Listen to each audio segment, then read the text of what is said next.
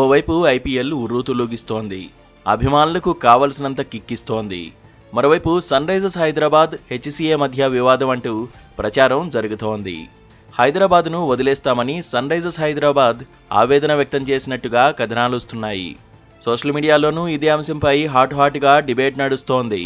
HCA కోశాధికారికి sun Risers ప్రతినిధి లేఖ రాసినట్టుగా talk వినిపిస్తోంది. సోషల్ మీడియాలో జరుగుతున్న ప్రచారం ప్రకారం ఉచిత టికెట్ల కోసం హెచ్సీఏ నుంచి బెదిరింపులు ఎదురవుతున్నట్టు లేఖలో ఉందని తెలుస్తోంది.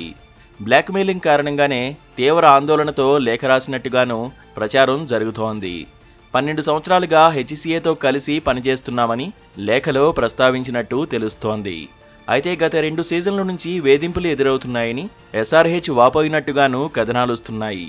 ఒప్పందం ప్రకారం హెచ్సీఏకు 3,900 కాంప్లిమెంటరీ టికెట్లు ఇస్తున్నామని ఎస్ఆర్హెచ్ ప్రస్తావించినట్టు ప్రచారం జరుగుతోంది. 50 సీట్ల సామర్థ్యం ఉన్న F12A కార్పొరేట్ బాక్స్ టికెట్లు కూడా అందులో భాగమేనని చెప్పినట్టుగా తెలుస్తోంది.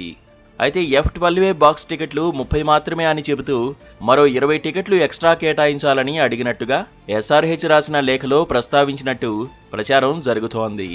ఐపీఎల్ టైంలో స్టేడియం ఫ్రాంచైజీ నియంత్రణలోనే ఉంటుందని, స్టేడియానికి అద్దె కూడా చెల్లిస్తున్నామని లేఖలో రాసినట్టుగా చర్చ నడుస్తోంది. కానీ మ్యాచ్ సమయంలో F3 బాక్స్కు తాళాలు వేసి 20 టికెట్ల కోసం డిమాండ్ చేశారని లేఖలో ప్రస్తావించినట్టుగాను టాక్ నడుస్తోంది. 20 టికెట్లు ఇస్తే తప్ప బాక్సు తాళాలు తెరవమని అన్నట్టుగా ఎస్ఆర్హెచ్ లేఖ రాసినట్టుగా ప్రచారం జరుగుతోంది.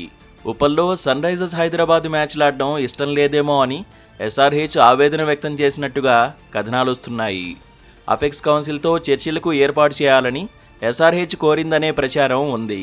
చర్చలు సఫలం కాకపోతే బీసీసీఐతో మాట్లాడి వేదికను మార్చుకుంటామని సన్ రైజర్స్ చెప్పినట్టుగాను ప్రచారం జరుగుతోంది.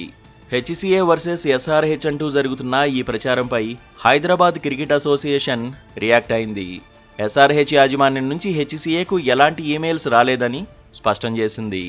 హెచ్సీఏ ఎస్ఆర్హెచ్ ఇమేజ్ను దెబ్బతీసేందుకే కొందరు దుష్ప్రచారం చేస్తున్నారంది.